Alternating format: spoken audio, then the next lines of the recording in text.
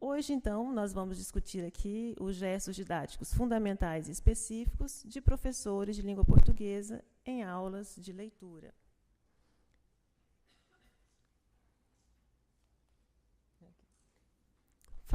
Apresentarei os 5 gestos didáticos fundamentais que nós discutimos, né, e que o Joaquim já apresentou ontem para nós. E depois, em seguida, a discussão desses conceitos relacionados às aulas de leitura.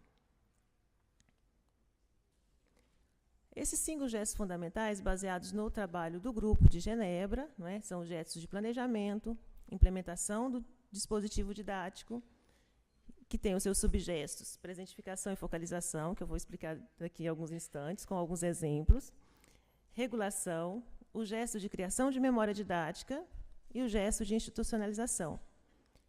São gestos que são gerais, que podem ser utilizados e aplicados, né, que são as nossas intervenções em qualquer situação de ensino, mas esses gestos têm características específicas quando se refere a determinados conteúdos específicos. Vou começar falando sobre o gesto de planejamento. Aqui vocês estão percebendo que eu trouxe algumas fotos, né, de algumas pessoas já desenvolvendo esse gesto de planejamento. Essas fotos são fotos de professoras do estado de Mato Grosso, de uma escola estadual, né, Escola Estadual Senador Filinto Miller, no momento em que elas estão estão planejando. Esse momento é um momento em que elas estão desenvolvendo o gesto didático de planejamento. Mas o que vem a ser, então, o que implica, né, esse gesto didático? Veja bem, elaborar, escolher ou adaptar dispositivos didáticos. Esses dispositivos didáticos não são os conjuntos de atividades escolares que elas preparam, juntamente com as ferramentas didáticas que serão utilizadas. Qual é o material que será utilizado, né? Quais são os textos, os gêneros com os quais elas trabalharão. No caso da leitura, por exemplo, a escolha do gênero, né? É um gesto já que faz parte, né, do gesto de planejamento. E aí eu trago, né, alguns gêneros aí, né? Poema, contos, romance, então é a escolha do gênero. No ato de planejar, no gesto de planejamento, né, o professor ele realiza uma análise prévia do gênero ou do exemplar que ele está trabalhando para a interpretação, né, e essa análise prévia permite que ele focalize, que ele planeje como ele vai apresentar esse gênero para os alunos, como ele vai trabalhar, né, quais os aspectos realmente que ele vai focalizar. Além de realizar essa análise prévia do texto, ainda há os momentos, então, no gesto de planejamento, que são os momentos em que o professor ele antecipa, né, os possíveis obstáculos de leitura, no caso da leitura, né, os possíveis obstáculos de leitura que os alunos podem ter.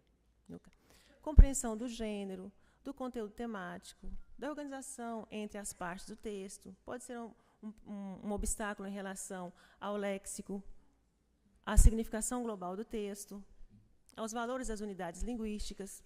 Então, são obstáculos que nós podemos antecipar e prever dependendo da turma com a qual nós estivermos trabalhando.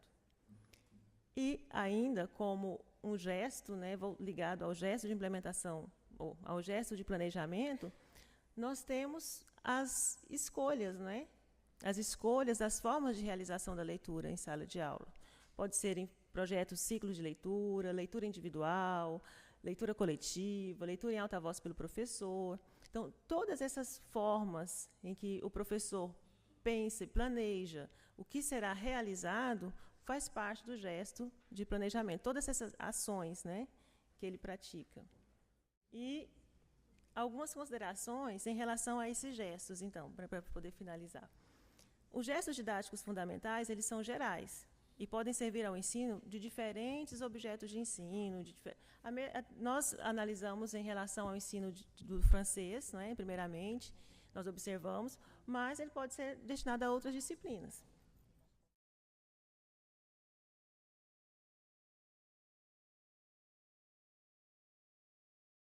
Claro que nós lemos sozinhos, nós lemos acompanhados, lemos por muitas razões. Nós lemos por prazer, por necessidade, para aprender, para brincar. Nós lemos textos literários, textos jornalísticos, publicitários, científicos, depende da situação, né? Nós lemos em silêncio ou nós lemos em voz alta. Na sala de aula, nós lemos para aprender ou para mostrar que aprendemos. Dificilmente nós lemos apenas pelo prazer de ler, né? Que fique aqui essa observação, que a gente possa também ter esse espaço, né, de ler por prazer. Mas, bom, o plano da nossa apresentação é este, ele tem 3 momentos. No primeiro, vamos falar sobre a planificação de uma aula de leitura. Depois, nós vamos falar sobre situações para a aula de leitura. Não é exatamente um modelo de aula de leitura, não. É apenas possibilidades, né, e que, talvez, se a gente considerá-las, se a gente puder melhorá-las, a gente possa ter situações cada vez melhor. E, por fim, claro, as considerações finais. No plano de aula que eu acho que nós deveríamos ter, existem 3 etapas. E por que eu me preocupei com isso? No final de um estudo que eu fiz, eu observei que, independente do gênero textual, das condições de leitura, a aula de leitura parecia que era da mesma maneira, né? Então, a primeira etapa, ela tem o papel de acionar o repertório do leitor para a gente fazer previsões, porque eu acredito que, se a gente faz previsões, se a gente motiva o aluno, facilita, porque ele passa pelo momento de fazer hipótese, de ter a vontade de ler, de conhecer o texto. Eu creio que, se a gente chega à sala de aula com aquele livro didático e de imediato diz, abra a página número 10 e leia. Então, eu penso que a gente quebrou o momento que eu creio muito importante, que é a expectativa, a vontade de ler, o gosto, a necessidade, enfim, aquele momento tão especial que a gente, às vezes, esquece que ele existe.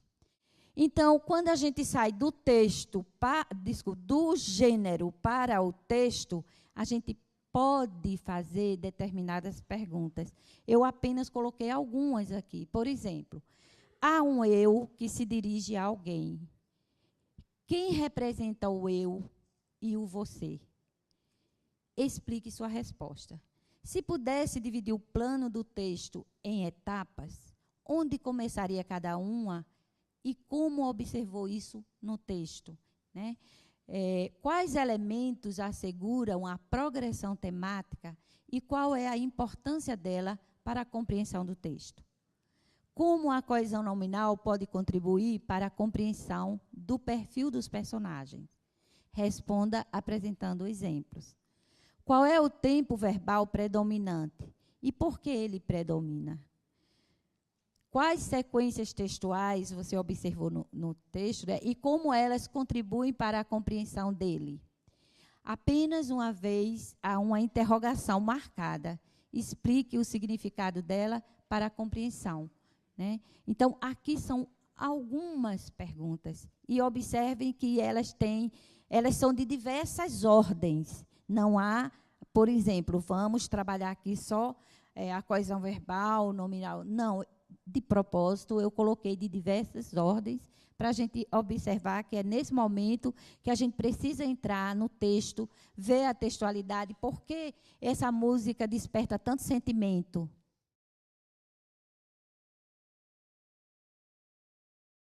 Então, só retomando algumas questões para abrir o debate. O foco aqui dessa mesa, então, é a discussão da construção do gênero aula de leitura e como as ações do professor podem fazer a diferença na construção dessas atividades que nós gostaríamos de promover em sala de aula, né? A Carla trouxe, então, com talvez palavras um pouco diferentes do que né, nós já conhecemos como professores, questões de planejamento e aí tentando levar em conta, né, Carla, já a partir do plano escolar, a partir do projeto da própria escola, né, tentar antever, né, o que pode acontecer em sala de aula a partir das nossas ações como professores. E isso ser resolvido, ou ser discutido já a partir de um coletivo, né, que tu mostraste através das fotos. A questão da implementação, me parece, tem muito a ver justamente com a implementação dos dispositivos didáticos, né, com as escolhas que fazemos, a seleção e a escolha dos conjuntos de atividades, de textos e do que nós vamos trazer para a sala de aula, né? A regulação, me parece, isso apareceu aqui já, né, pela participação dos professores, como a elaboração das próprias tarefas, né, que propomos ao nosso aluno. Relacionando aí tanto, vamos dizer assim, a proposta do que fazer, mas também como fazer, ou que dinâmicas que nós vamos estar usando em sala de aula, né? Se os alunos vão estar trabalhando juntos, se vão estar lendo né, de forma individual, silenciosamente, se isso é leitura em voz alta e assim por diante, né? A criação da memória didática, me parece que muito do que, né, nós temos falado é, de alguma forma, ativar o conhecimento prévio, retomando o que já foi feito, né, e a institucionalização como uma sistematização no final do que fizemos e né, tentando, talvez, fazer uma avaliação conjunta com os alunos do que aprendemos, né.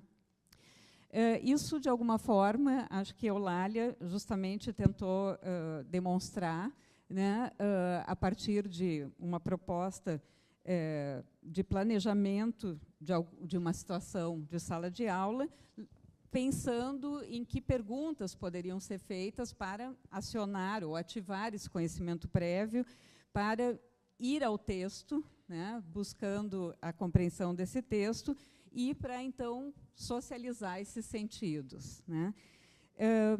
Me parece justamente que, em grande parte, os cadernos da Olimpíada propõem muito essa questão, né? Propõem muito um planejamento do que fazer, e o professor, de alguma forma, tentando, a partir dessa proposta, né,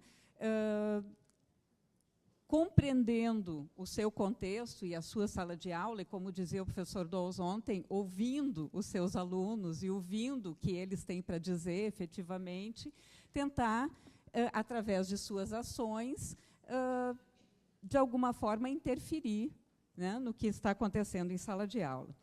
Então, talvez, como um primeiro ponto de discussão, a gente pudesse pensar nessa relação, quer dizer, como o conhecer os alunos, o ouvir os alunos, né, e as situações emergentes que acontecem em sala de aula, porque, obviamente, o planejamento ele leva em conta os alunos que temos e também leva em conta os objetivos de ensino que a gente pretende, de alguma forma, sustentar, né, como metas de aprendizagem para os alunos.